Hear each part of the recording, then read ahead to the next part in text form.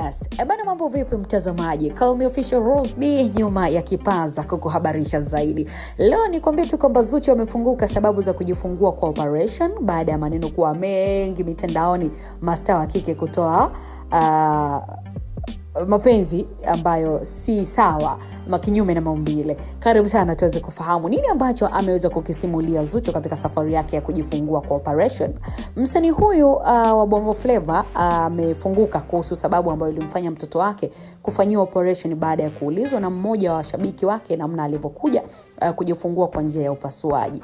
Aliandika ujumbe mwanadada Zuchu kupitia Instagram story yake, na amesema mtoto wake alinaswa na kamba ya kitovu, hali ambayo iliwafanya madaktari kuchukua hatua ya haraka na kuamua kufanya upasuaji. Zuchu anasema kuwa katika mazingira hayo hakuwa na chaguo jingine zaidi ya kufuata ushauri wa madaktari ili kuhakikisha usalama wa mtoto wake. Anaandika Zuchu anasema, "My daughter was trapped by the umbilical cord ambayo ilizunguka. We had no choice."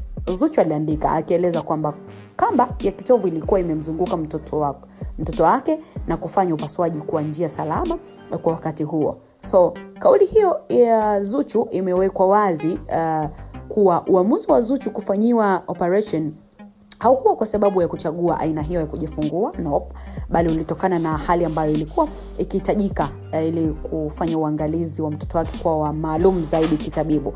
Lakini pia kwa upande mwingine Zuchu ameendelea kumshukuru Mwenyezi Mungu kwa hatua hiyo na kuwa salama kwa mtoto wake, huku akifafanua kwa mashabiki wake kile kilichotokea wakati wa kujifungua. Ufafanuzi huu umeondoa baadhi ya maswali yaliyokuwa yakizunguka kuhusu sababu ambayo ilimfanya Zuchu kujifungua kwa operation na sio kwa kawaida. So ameweka bayana watu wafahamu hilo kwamba alipitia changamoto mtoto wake kufungwa na kamba ya kitovu, hali ambayo ilipelekea kufanya operation. So mambo kwa hivyo mtazamaji, hapo unaweza kufahamu na unaweza kuenjoy mpaka hapa ambako tumefikia. Una maoni gani? Endelea kuandika, wakati mwingine tutangazia. Wewe wakati mwema, bye bye.